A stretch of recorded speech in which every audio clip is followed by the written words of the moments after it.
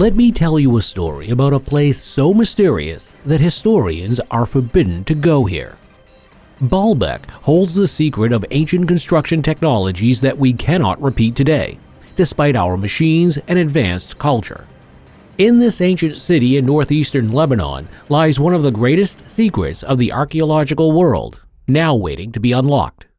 Who really built the stone foundations of the Temple of Jupiter? And how could the largest stone blocks on Earth be moved? The historical site of Baalbek is also known by its Roman name, Heliopolis.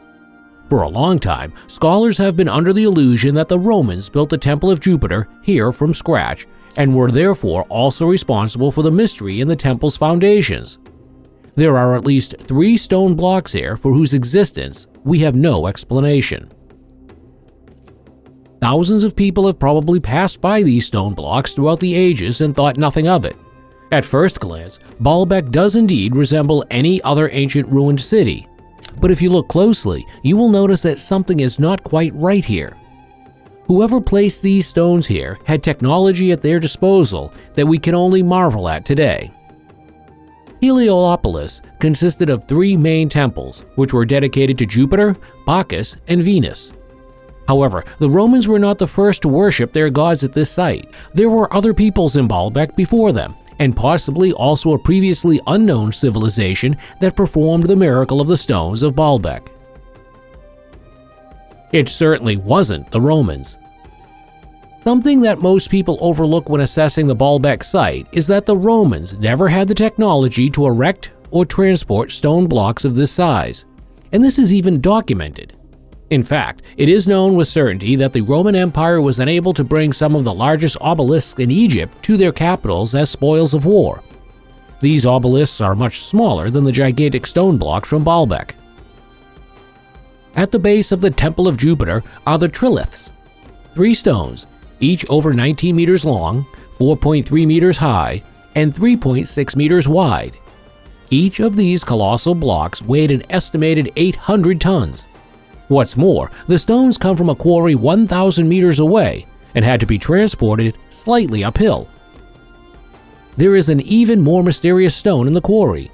The so-called Stone of the Pregnant Woman, or Haja el-Hibla in Arabic, is considered to be an unfinished monolith that weighs an estimated 1,000 to 1,200 tons. This makes it the largest known block of stone ever created in a quarry.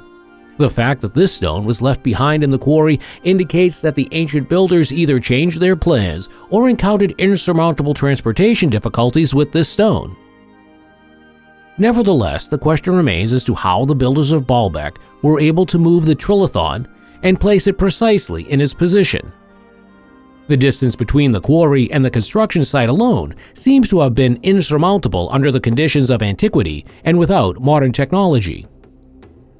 Scientists and historians argue about the truth and what methods were used to move these stones. Some theories suggest that a system of wooden rollers and ropes was used, while others assume a kind of sliding rail or a construction of mounds of earth that allow the stones to be slowly pushed to their destination. In practice, however, such explanations fail due to the sheer weight of the stones, which very probably crushed every tree trunk underneath them. The stones were also not transported along a nice smooth road to the temple precinct, but over uneven, sandy, or stony ground. That's just about explainable. Let's take a look at other famous stone columns and monuments of antiquity. The columns of the Parthenon in Athens or the stone blocks of the Egyptian pyramid weigh between 2 and 50 tons. Even the massive stones of the Great Pyramid of Giza only weigh around 2.5 tons on average, which makes them look pale in comparison to the 800 to 1,000 ton monoliths of Baalbek.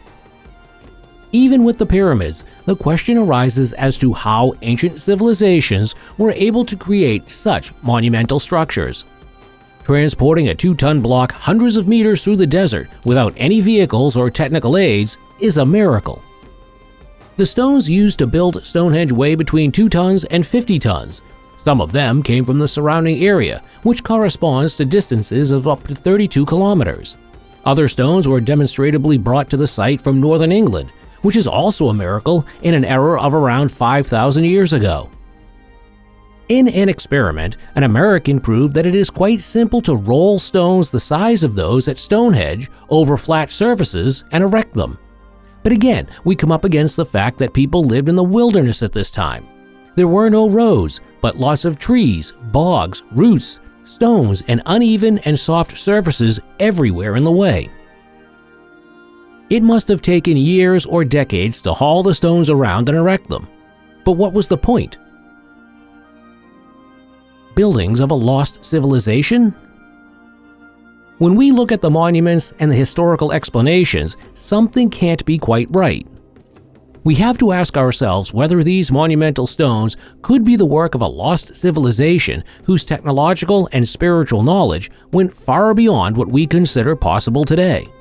Perhaps the builders of Baalbek were not just ordinary people, but part of an advanced society or even in contact with beings from other worlds. Imagine a time when Earth was visited by beings whose abilities far exceeded those of ordinary humans. These beings are associated by pre-astronautics with celestial messengers, gods, or even angels. Humans could have learned and developed from these beings. It is possible that these god beings or sky people helped to build early places of worship or are themselves responsible for some monumental buildings. Who was in Baalbek before the Romans? The intriguing question arises as to who or what was active in Baalbek before the Romans. Today, scientists are forbidden from digging in Baalbek or carrying out further investigations. The government monitors access to the site and has little regard for paranormal explanations.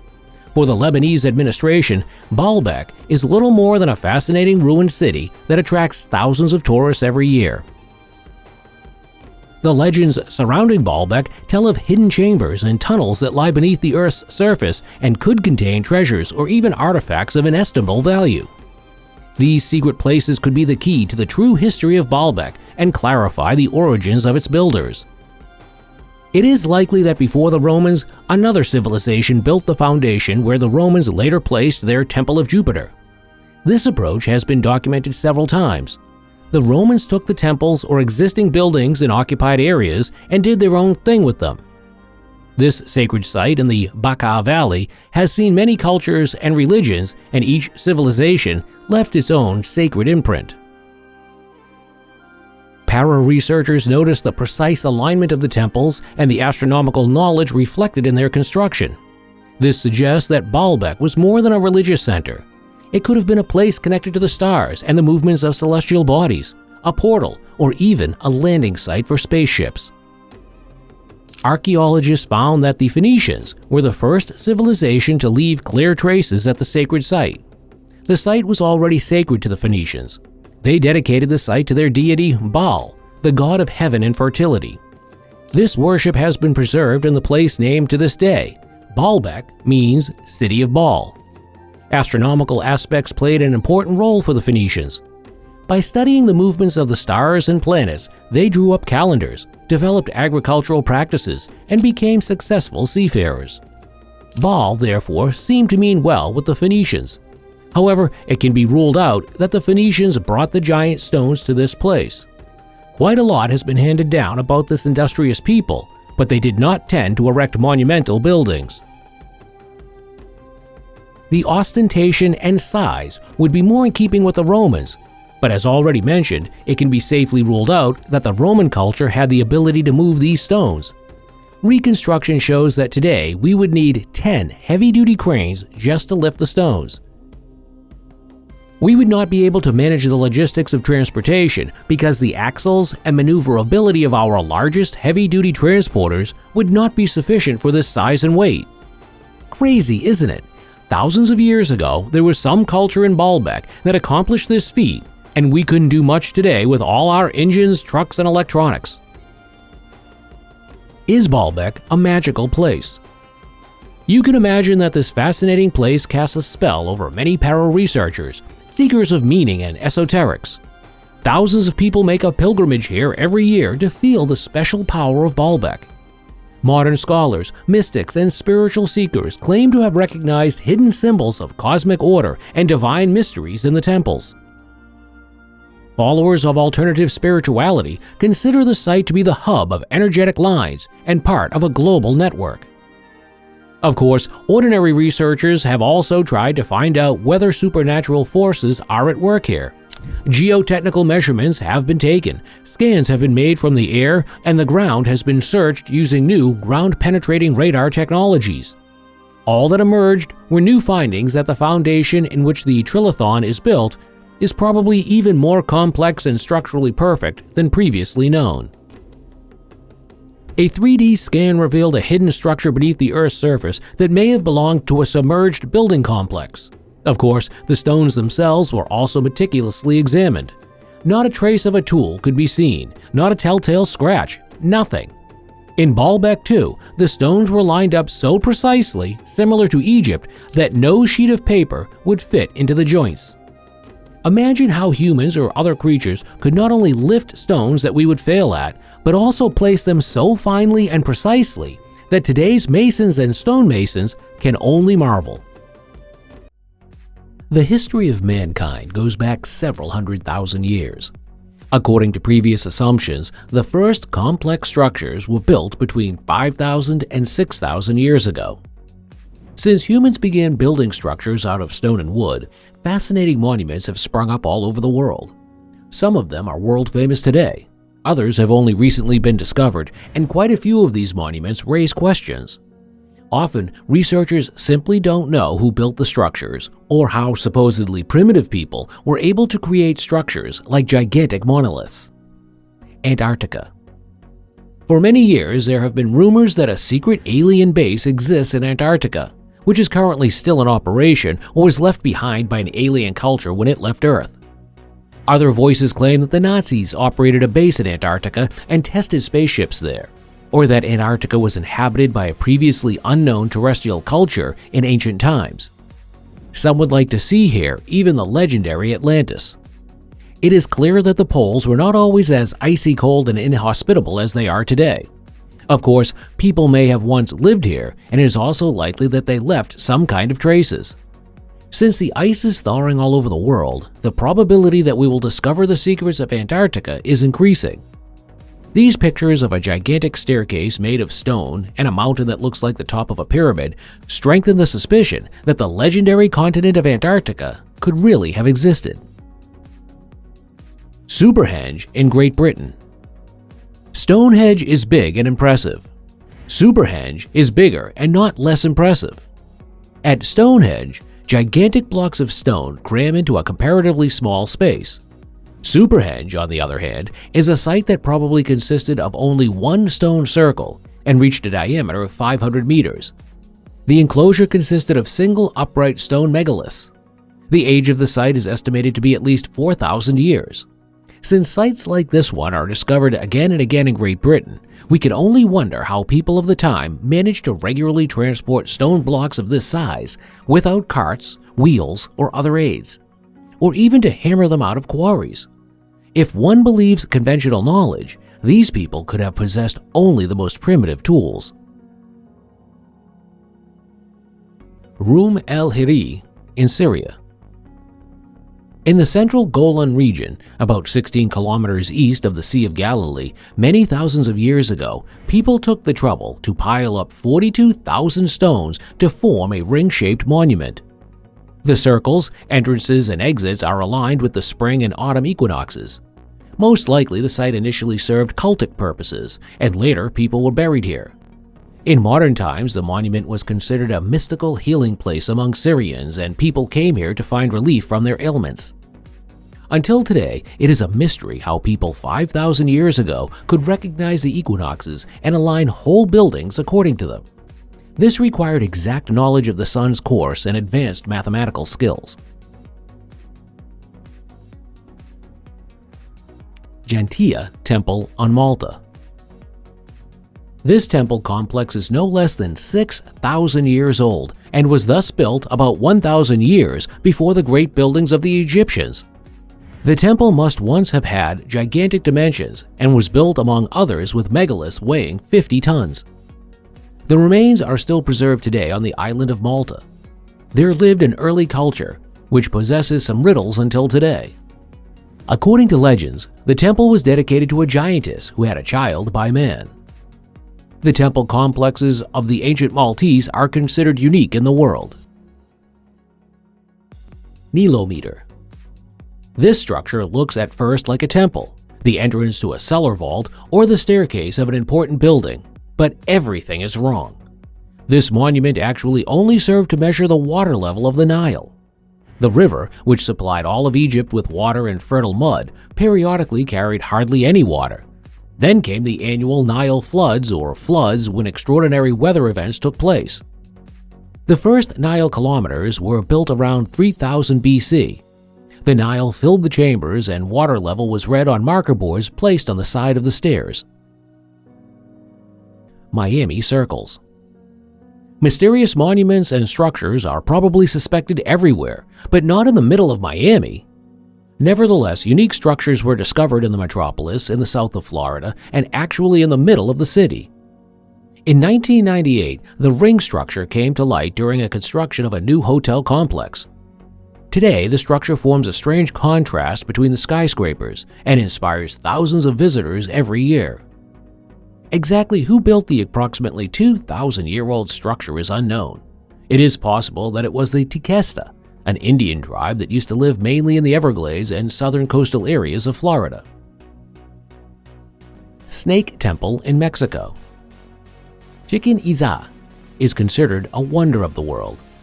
The Mayan site is one of the greatest mysteries of mankind. Particularly fascinating is the Great Serpent Temple, which was dedicated to the god Kukulkan, a feathered battering god. The sides of the stepped pyramid are decorated with feathered serpents, and the entire structure is structured to align with the solstices, basically functioning like a giant calendar. Longyu Caves in China. More than 2,000 years ago, people in China created a unique cave system. The 30,000 square meter grotto was discovered by a farmer in 1992.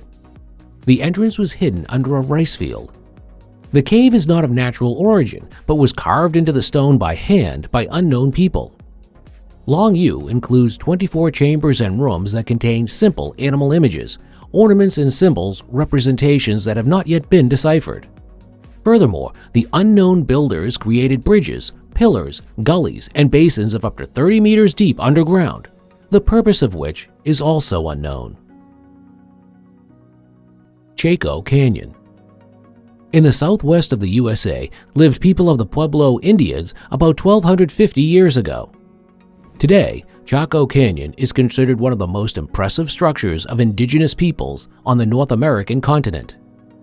The structures of angular, round, and partly multi-storied buildings have been preserved. The very special settlement construction is known only from the Pueblo Indians. Their descendants, who still live in New Mexico today, still build their villages and towns in a very similar way, but now the buildings are mostly angular and no longer round. The ruins of Chaco Canyon, taken as a whole, are evidence of a very sophisticated culture. At times, the Anasazi people are said to have lived there. The Anasazi were also called the mysterious Old Ones by the Navajos. According to legends, they appeared out of nowhere and disappeared there one day. In fact, the people really disappeared about 1,400 years ago under so far unexplained circumstances. The biggest monolith of the earth. The Pregnant Women's Stone is a monolith from the Roman period and is considered to be the largest monolith on earth. It is located in a former Roman city on the territory of today's Lebanon. Presumably, the stone was once part of a temple to Jupiter. Although the Romans possessed some outstanding technologies and, like the Egyptians, were known for numerous buildings, it is simply inexplicable how people could produce and then transport exact blocks of stone of this size more than 2,000 years ago without electric power or sophisticated measuring techniques. The stone of the pregnant woman is carved out of limestone in one piece, over 20 meters long, 4 meters high, and weighs more than 1,000 tons.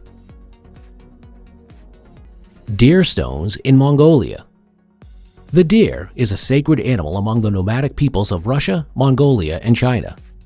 These stones became known as deer stones and are stels decorated with deer figures, symbols, and other enigmatic structures. The strange thing about these stones is that the people who lived here were not known to leave any permanent structures, temples, or other facilities. So why were the 0.5 to 3 meter high stones elaborately erected? This question, like so many in human history, must remain unanswered. Himalayan Towers. When you see the Himalayan towers from a distance, the first thing you think of is a modern skyscraper.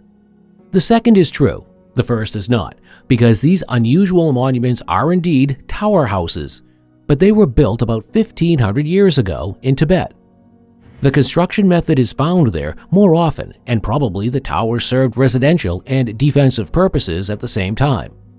Who exactly built them is still unknown. Underwater City in Japan. Here you can see ancient stone steps and temple complexes that are now underwater. Or are they? Located off the coast of Japan, the site sparked a fierce debate among researchers. For some experts, there is no question that the site, known as the Yonaguni, was once a city that sank into the sea.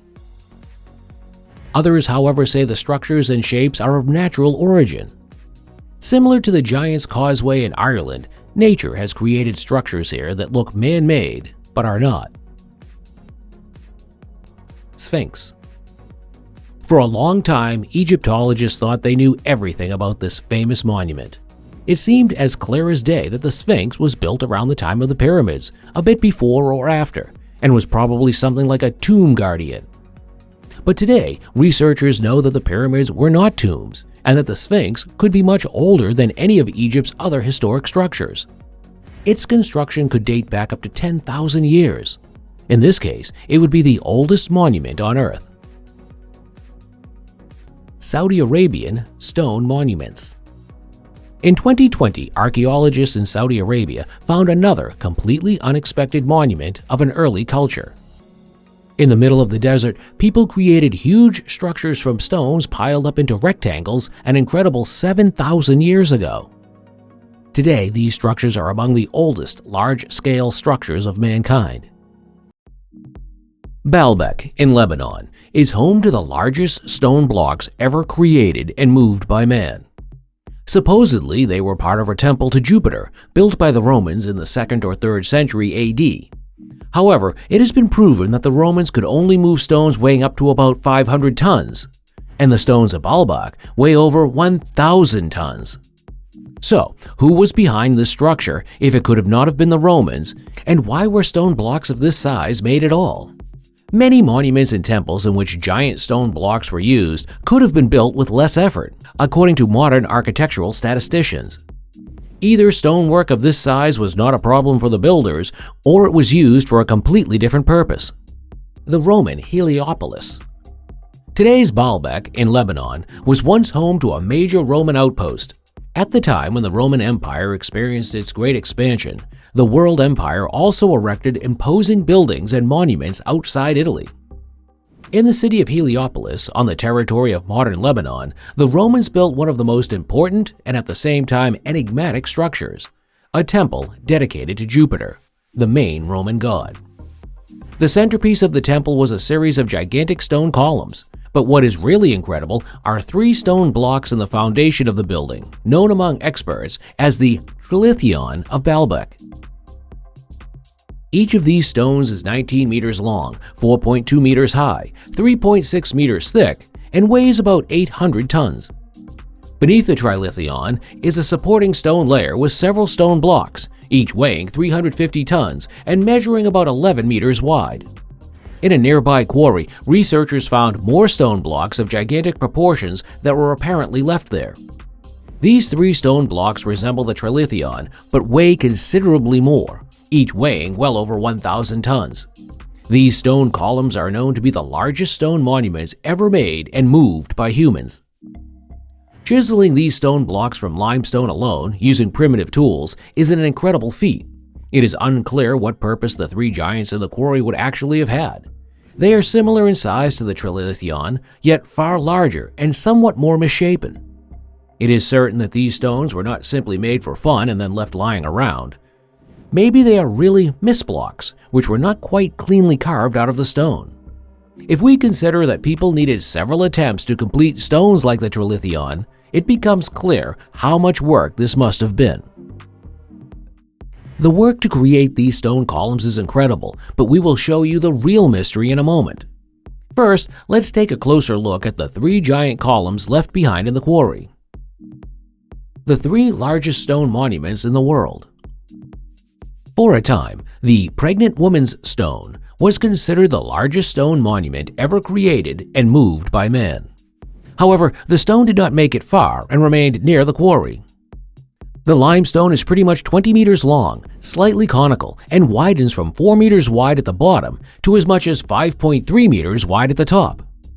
Experts determined a density of 2.6 to 2.8 grams per cubic centimeter, which would make the monolith weigh about 1,000 tons. The stone has clearly been worked by tools on 3 long sides. Part of the Pregnant Woman stone was stuck in the ground when it was discovered. The exposed part proved to be rough and unworked. In the upper third, the stone has a crack, which gave reason to believe that the stone might have been left as an exclusion or broken piece. Unfortunately, it is no longer possible to determine how old the crack is. In the 1990s, archaeologists in Baalbek found 2 other monoliths even larger and even heavier than the Pregnant Woman's stone. The block of Cretacean limestone measures about 19 meters long, is about 4.5 meters wide, and 4.5 meters high. This also corresponds approximately to the dimensions of the trilithon. The weight of this stone is estimated to be 1,242 tons. In 2014, another monolith was discovered hidden in the ground right next to the Pregnant Woman's stone. Measuring 19.6 meters long, 6 meters wide, and at least 5.5 meters deep, this colossus weighs 1,650 tons. It cannot be ruled out that there are more of these monoliths buried in the soil under Baalbek. It could be true that the 3 largest blocks were not perfect enough for the trilithon. The stones that were used in the foundation of the temple have such even-cut edges and perfect lines that today's stonemasons can only smile. But the stones of Baalbek hold another secret. It is almost impossible that the Romans built and moved them. The transport problem. Today, the quarry is located about 900 meters away from the former sacred temple area and thus also from the Temple of Jupiter. The temple area is also located on a hill. Whoever transported the stones there had to deal not only with the enormous weight, but also with an incline.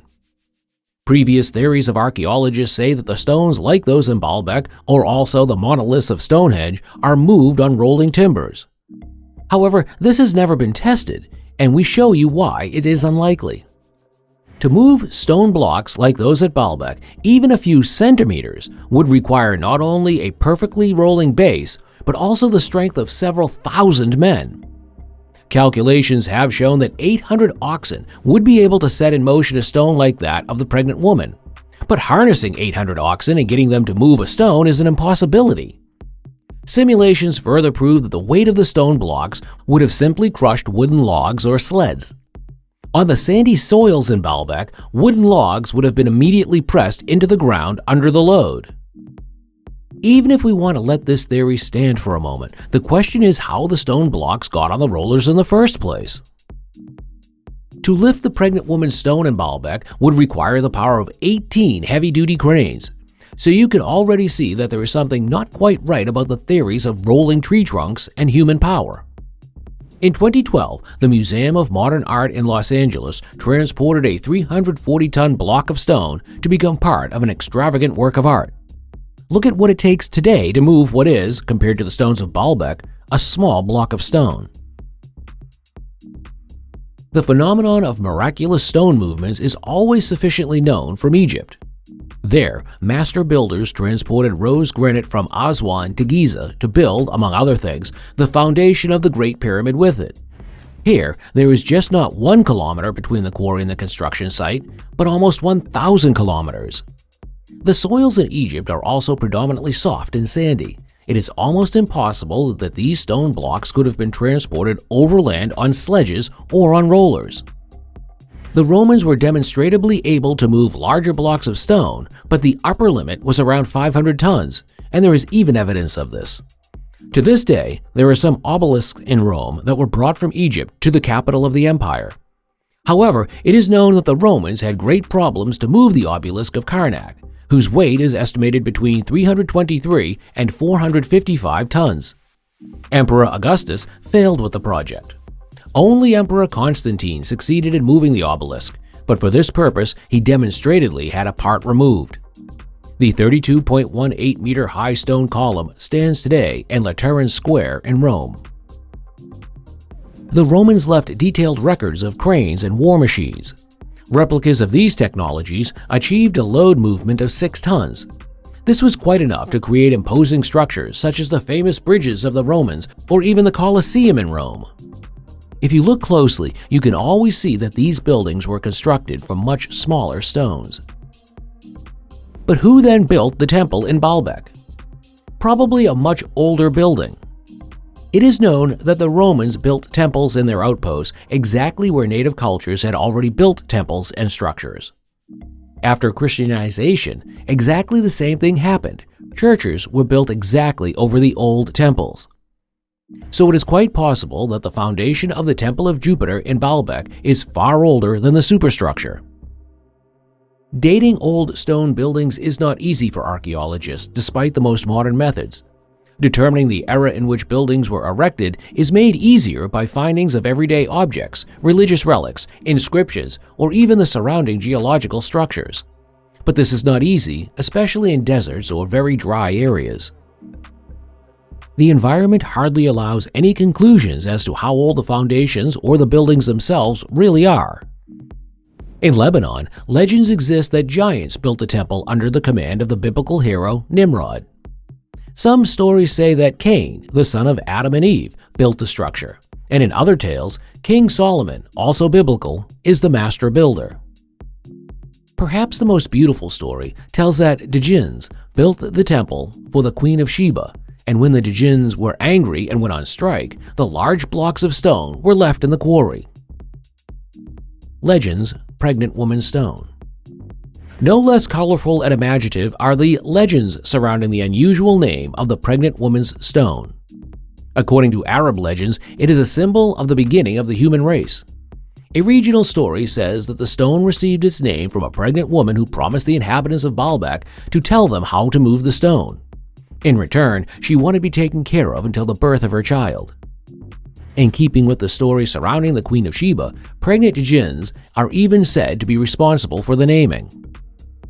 Ancient Egypt, well known for its spectacular architecture and methods, hieroglyphics, agriculture, and utilization of the minerals around them to aid in their success. Ancient Egypt, following the time of the prehistoric Egypt at around 3100 BC, was a vast and populous kingdom that utilized the Nile River to the best of their advantage. Pyrotechnology. Pyrotechnology is the intentional manipulating of fire to create or sculpt. The ancient Egyptians had a rather advanced grip on pyrotechnology, using it to carve limestone, sculpting statues, and so on. The quantity of material used and the temperature necessary for a limestone calcination imply that some sort of crude kilns must have been employed. The availability of this technology makes understandable the subsequent rapid development of fired pottery. Samples of Egyptian plaster from Timna, circa 1400 to 1200 BC, were found to be lime, contradicting Lucas's statement that lime plasters were unknown in Egypt prior to the Ptolemaic period. Gypsum plasters of Egyptian origin have also been characterized. Nile Highway.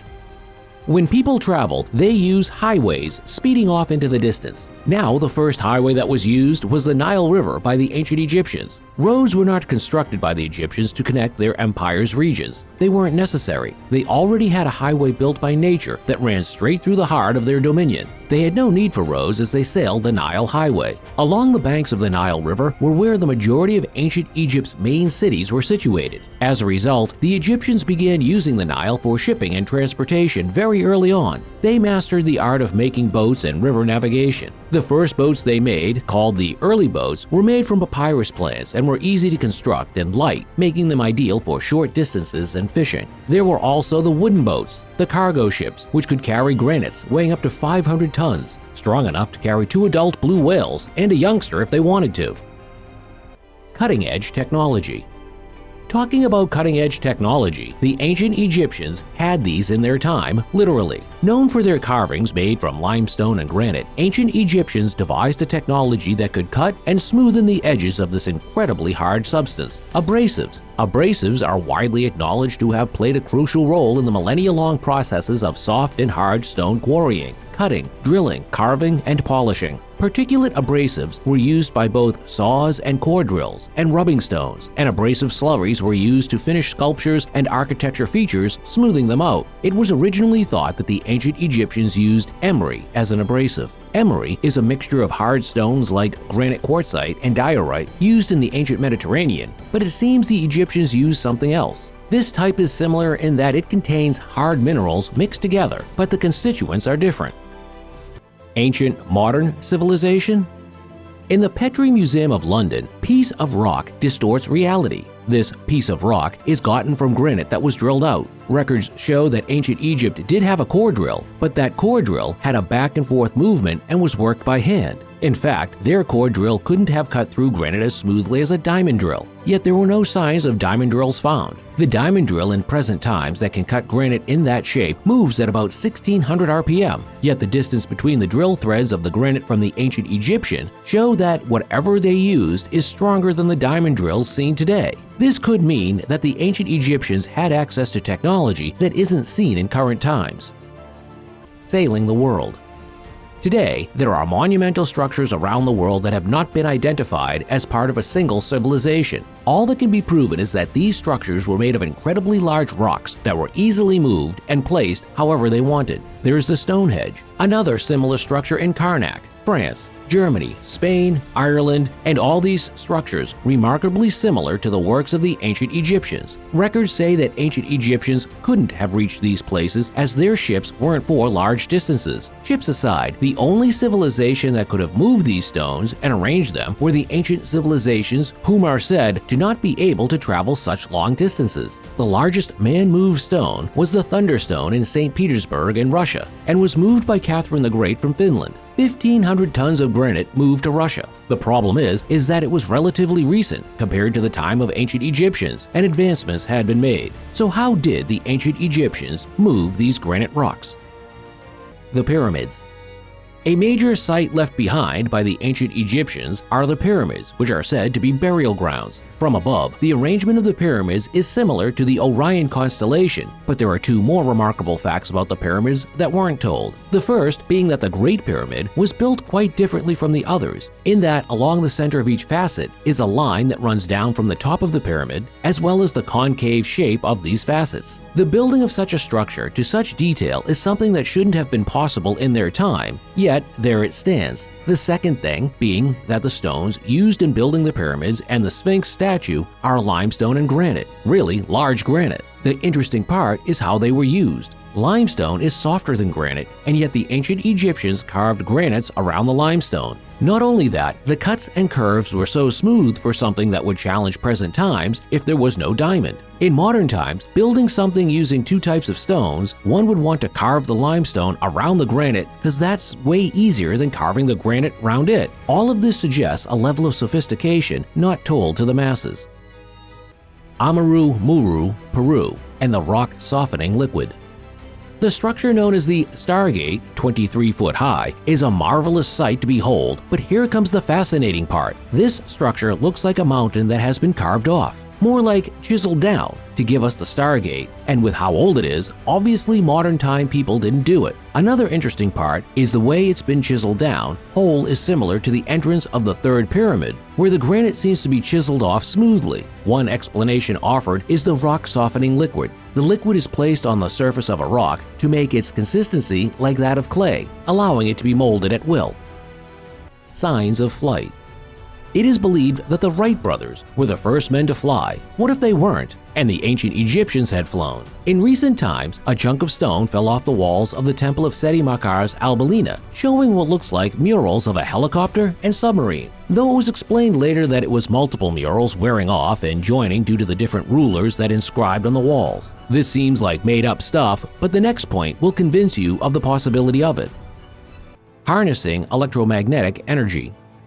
It is believed that it wasn't until 1600s that the word electricity was coined, and this was shortly after the discovery of electricity. Yet it seems like the ancient Egyptians had figured it out and even how to harness it. The ancient Chinese, too, knew of this subtle energy and called it qi, the Egyptian Great Pyramid, with the understanding of this energy, the energy that passed through the earth by virtue of its movement on its axis, as well as certain parts of the land that conducted this energy well, thus the use for limestone and granites. As the earth moves, this energy is affected and it flows through the earth. Now the Egyptians used dolomites, which are a type of limestone with high magnesium content, to build the Great Pyramid, as a huge conductor of this energy using to conduct electricity. They lined the interior corridors of the pyramid with granite, another good conductor, which is slightly radioactive, and the pyramid conducts this current. There were also shafts in the interior of the pyramid lined with granites that were constructed in a way to direct this current of the pyramid in a purposeful way. Limestone that lacked magnesium was used as the exterior of the pyramid as an insulator to keep the currents from leaking. In a way, the pyramid can be looked at like a large battery with wires used to generate electricity and then transfer this electricity to where it can be used to power tools. The best time to study this energy is from a couple of hours before dawn, because as the night changes to day, the telluric currents rev on like engines growing stronger as the dawn comes.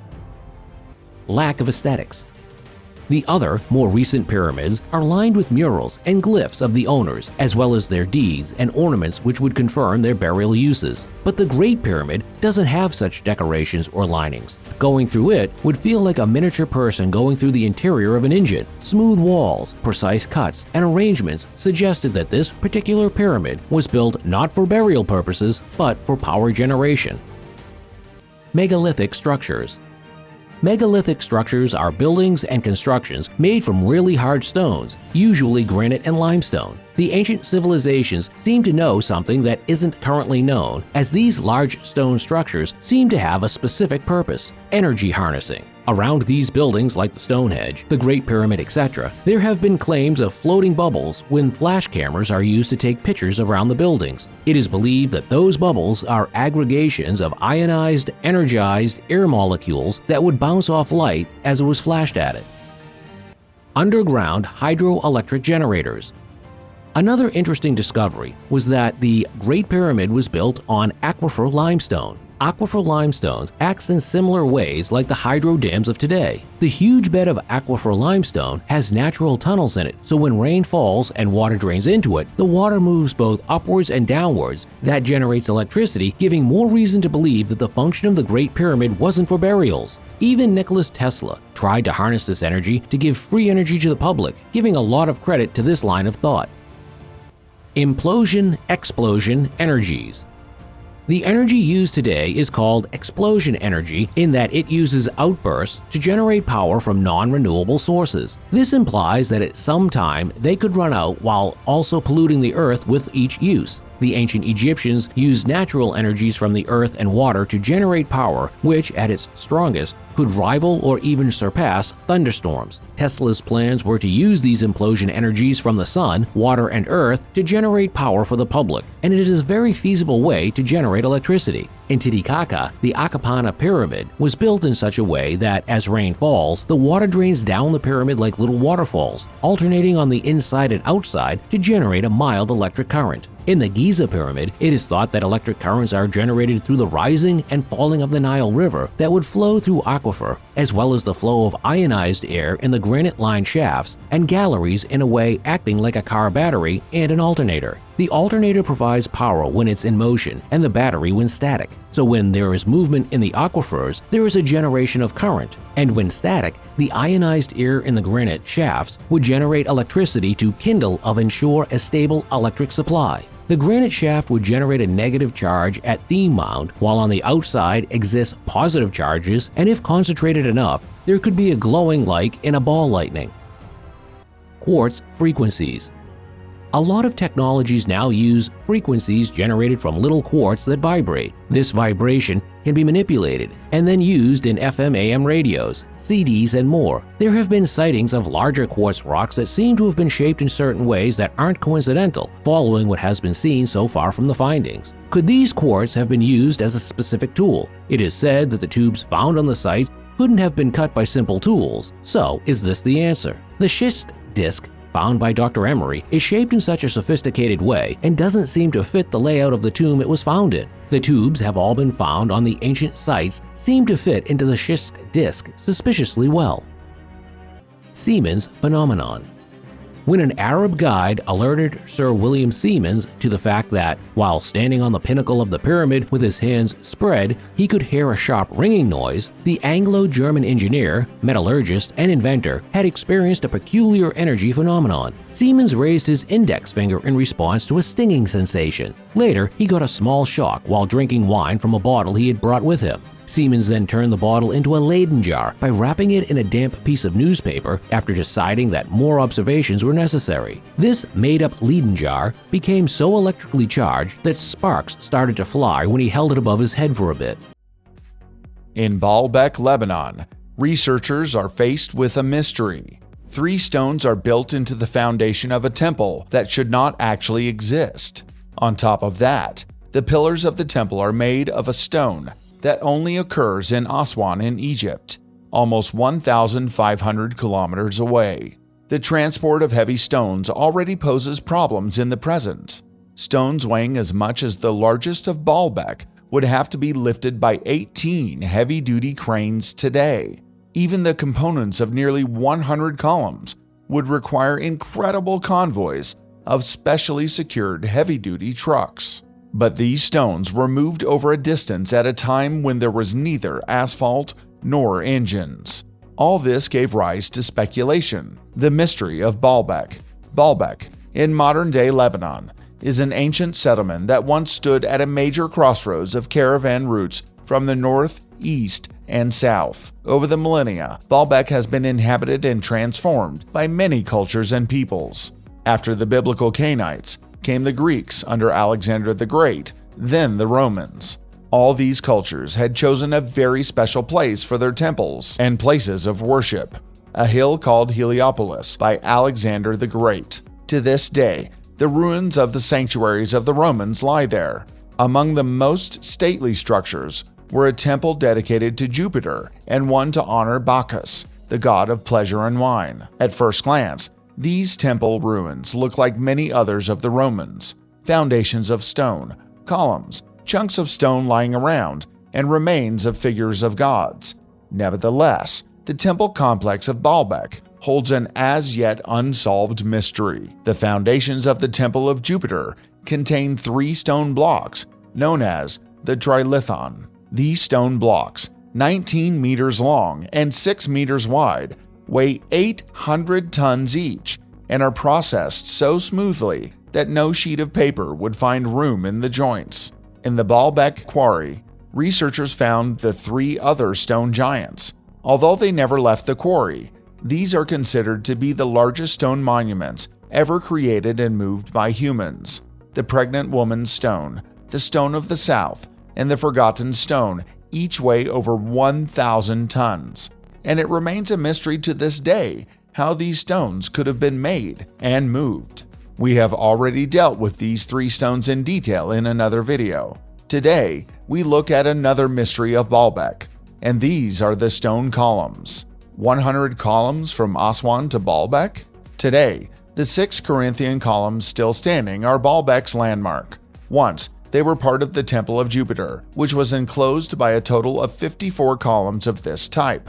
These columns are special. They are the largest erected in ancient times.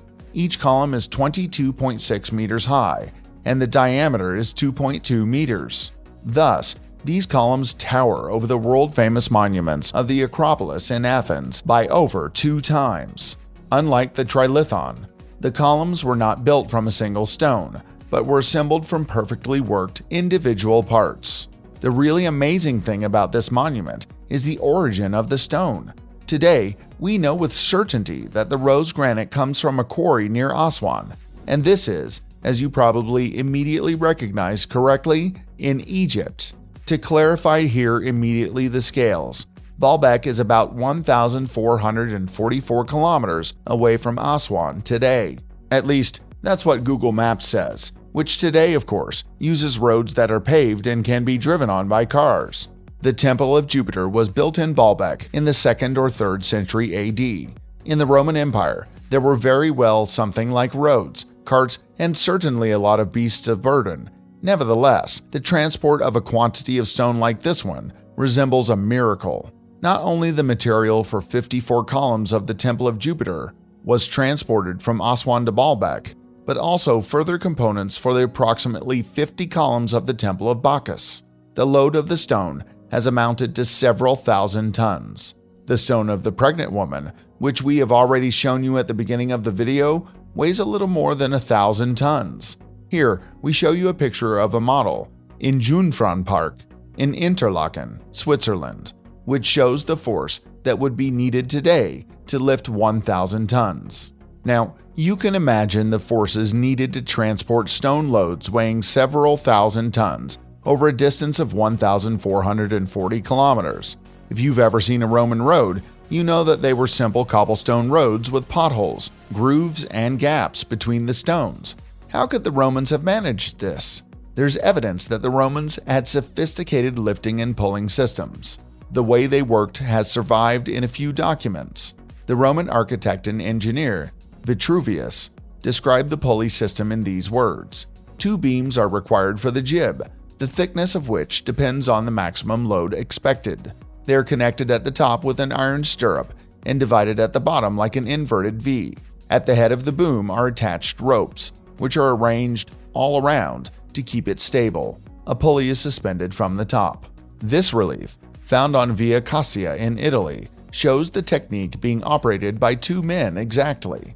It can be used to explain how the stones were hoisted onto carts. It can also explain how the components were placed on top of each other to form columns in Baalbek. Nevertheless, it seems almost impossible to critical minds that the Romans transported stones weighing several hundred tons over such a long distance. It is also a mystery why rose granite had to be used at this place, when stones of other qualities would have been available from quarries far closer. Nevertheless, the stone columns of the temples of Jupiter and Bacchus do not necessarily contradict the human possibilities of the Romans to such an extent that we have to think about the work of extraterrestrials. What can be ruled out with a fair degree of certainty, however, is that the Romans moved the 3 stone giants of the Trilithon. If you've already seen our other new video on the subject, you may already know that there is testimony that the Romans were overwhelmed with transporting the obelisk of Karnak. It wasn't until Emperor Constantine the Great had the obelisk cut down that it could be brought towards Constantinople. The obelisk weighs a maximum of 500 tons and took several years to complete its journey. The stones of the Trilithon in the foundation of the Temple of Jupiter in Baalbek, however, weigh at least 800 tons and have thus far exceeded the heavy load capacity of the Romans. The mystery of the giant stone blocks. To this day, researchers also wonder why the 3 giant stones were left in the Baalbek quarry. There are 3 theories. Number 1. The stones could have proved to be too heavy and therefore remained lying down. 2. The stones were components of a much larger monument, far before the Roman time, but this one could not be finished. 3. The stones were rejects, broken or inappropriately cut out of the stone. If the stones had really been too heavy to transport, the builders who created them would have reduced the size of the stones and surely used them elsewhere. Once such a block is cut out of the quarry, it is not simply left lying around. This explanation also fits the argument that the stones could have been rejects. Since many of the smaller stone blocks were used in the foundations of Baalbek and in the temples, the workers would certainly have cut them up. While there is currently no real evidence that the foundation under the Temple of Jupiter is much older than the Roman period, it is often speculated that this is precisely the case. Not only the foundation of the temple complex of Baalbek contained stones that were actually much too large to have been transported in ancient times. The phenomenon is also found in the pyramids of Egypt and the so-called Forgotten Pyramid of Baka. And strangely enough, the special rose granite of Aswan was also used in each case. What these structures also have in common is that their true age and intended use are difficult to determine. It is conceivable that the pyramids and the temple foundations of Baalbek are 10,000 years old or more, possibly the work of an unknown culture. Of course, friends of unusual phenomena have often rumored that Baalbek could have been a kind of landing plateau for spaceships. However, this is rather improbable alone from the statistics and the size of the platform. Also, what do we know already about landing places for spaceships? Let's leave these theories aside and look at more natural approaches, where this stone gigantism comes from, and how to explain that people in ancient times were able to transport stones over long distances, where we would struggle today with all of our technology. Here too, there are several approaches, since evidence has now surfaced around the world that the human race may have produced advanced civilizations long before antiquity and Egyptian antiquity. It is possible that one such civilization was responsible for the construction of the Trilithon at Baalbek. Time and again, it is amazing to see how similar buildings are in this world, created by cultures that supposedly had no contact with each other. At the temple entrance of Baalbek, the trapezoidal shape can be found, which is so not necessarily indicative of the temple construction of the Romans. However, the shape was found in Inca buildings and in Egypt. Contacts between Egyptians and Romans are clear, but how is it that pyramids and trapezoids were also built on the South American continent? Alternative researchers point out again and again that there is a connection between the buildings, which the old established archaeology and natural sciences do not want us to see. We must also be aware at this point that archaeology has only been around for about 200 years. In this time, a lot has been excavated, and we have learned a lot about the preceding cultures. Nevertheless, we can by no means know everything and have not found everything that lies dormant somewhere in the earth. Inexplicable monuments like the Trilithon or the Sphinx admonish us to keep our minds open and to be aware of always trying to explain everything with known facts. Also, science must leave room for new things. Who could have been at work in Baalbek? We do not know in the end. We only know that the Romans very probably did not build the foundation under the temples.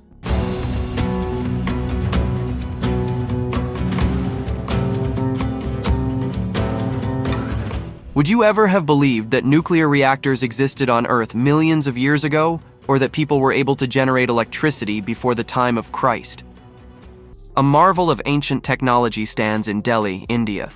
The pure iron pillar was built in the 4th century AD and has since withstood all weather conditions without showing any signs of corrosion or rust.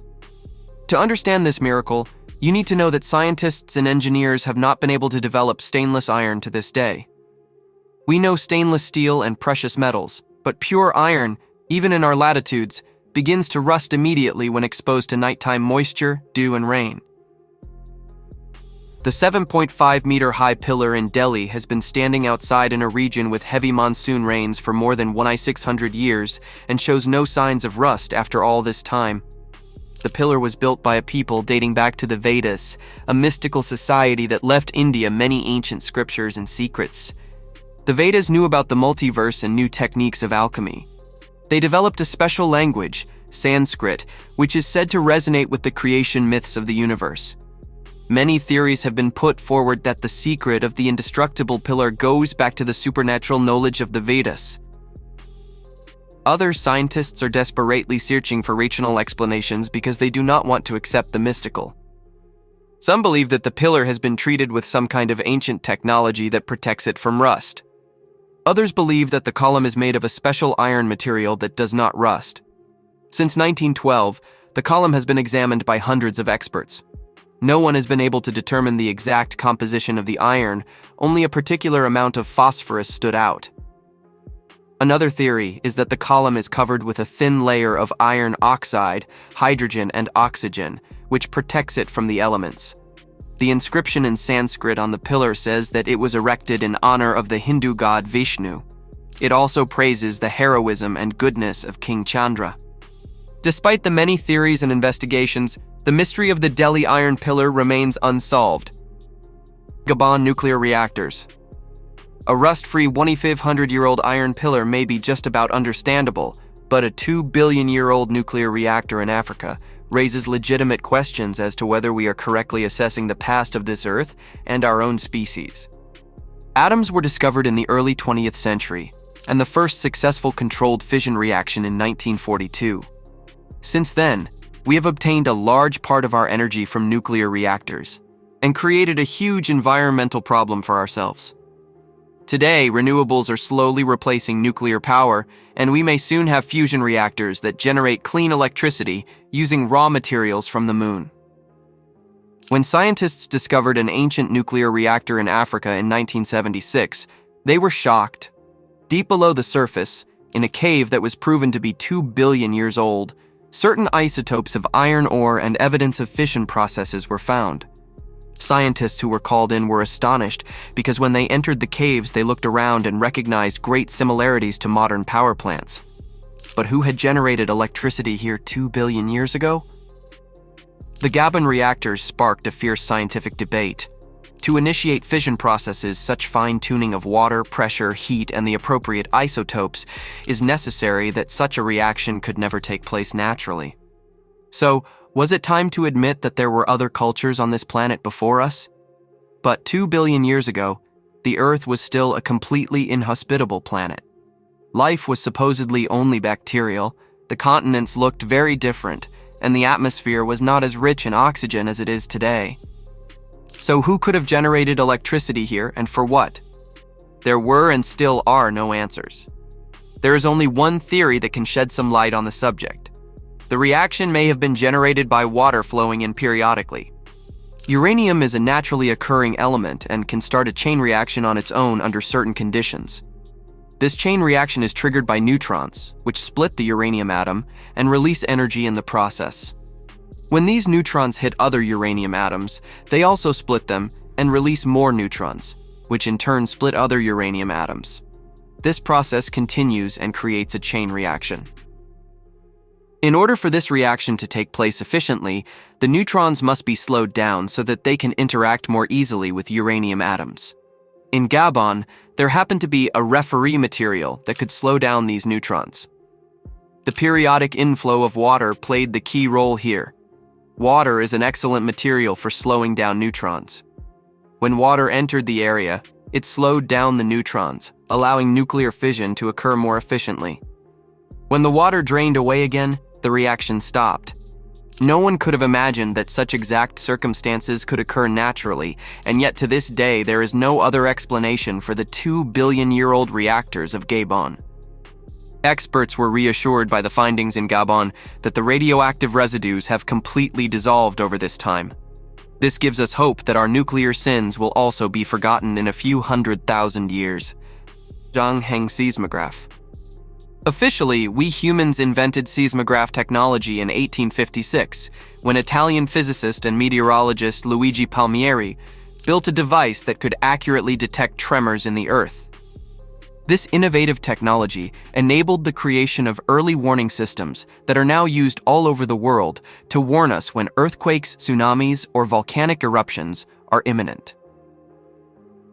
When archaeologists in China found records of an ancient device that resembled a modern seismograph, they were astonished. Ancient reports described not only the construction of the device, but also its function. There was no longer any doubt that the ancient device was a seismograph, which the Chinese had used during the Han Dynasty to register the finest tremors of the earth. Once again, researchers were faced with a miracle of technology and had to ask themselves whether all our modern achievements had ever existed before. The seismograph was invented in China by Zhang Heng, a man who shaped his era as a polymath, astronomer, mathematician, scientist, engineer, cartographer, and poet. The design of the seismograph was described in detail as a large bronze container with 8 dragon-like appendages protruding from the sides of the container. Each dragon held a ball in its mouth, and below each dragon was a bronze frog figure with its mouth open. The inside of the container was equipped with a complicated mechanism that was even able to determine the direction of the earthquake. When the earth shook, the delicately crafted dragons were shaken, and the ball fell from the dragon's mouth into the frog's mouth, making a loud noise and warning people that an earthquake was imminent. The device was not only unusually advanced, but also artfully crafted. Replicas showed that the seismograph was capable of detecting earthquakes thousands of kilometers away. Despite the evidence, There are some stubborn historians and archaeologists who simply doubt or even deny Zhang Heng's seismograph and other technologies. It does not fit the worldview of these people, so they simply reject the inconvenient truth. Baghdad Battery. Scientists who don't want to face the unpleasant truths of real discoveries on this earth also doubt this find. In the remains of an ancient city, now near Baghdad, a strange clay pot with eroded lids and devices was found. The ancient device consisted of a ceramic pot, a copper pipe, and an iron rod. No one could explain what this thing was supposed to be. It was obviously not used for storage, and no traces of food were found nearby. Finally, a scientist discovered a similarity to a battery, and then things got spooky again. Tests showed that the clay pot filled with a water vinegar solution or a water fruit juice mixture was capable of generating small amounts of electricity. Several of these devices coupled together could light up a light bulb. The discovery of the Baghdad battery led to much speculation about the use of electricity in ancient Mesopotamia and other civilizations such as Egypt, where the Great Pyramids may have once been power reactors as well. Some scientists believe that the battery was used to perform medical treatments, while others believe that it was used to galvanize metals. Despite the many theories and speculations, there is no concrete evidence of how or why the Baghdad battery was used, and this find remains one of the greatest mysteries of ancient technology. The Great Glass Disc of Beit Sherim. The manufacture of glass is an ancient thing. Researchers have found glass objects that are several thousand years old. Glass is formed naturally when sand or similar minerals are heated, as is the case with meteorite impacts, for example. However, fine glass panes or window glazing only appeared much later. This makes a find in northern Israel all the more surprising. In the remains of a small town called Beit Sherim, a pane of glass was discovered for which there is no explanation. The 9-ton glass slab is located in the middle of the ancient burial cave. The slab is so large and heavy that the researchers had no idea how it got there or why it was there in the first place. What's more, the slab is so perfectly shaped that even today's glassmakers can only marvel at it. And again, rumors arose that this technology could be of extraterrestrial origin. The ancient Romans had some knowledge of the art of producing thin glass plates. Thin glass was found in the ruins of Pompeii, for example. The glass could have come from Rome, after all. The empire also had numerous influences in northern Israel. Some believed that the plate was a gift from a rich Roman patrician to the Jewish community. Others believed that the slab was once part of a large building or temple, and that it was brought to Beit Sherim to be reused. Another theory is that the slab was once part of a large glass window made by the Romans. Despite the many theories and speculations, the origin and purpose of the large glass panel from Beit Sherim remains a mystery, and the workmanship and perfection are unusual even by Roman standards. Subscribe to the channel now. There are many more great videos to come.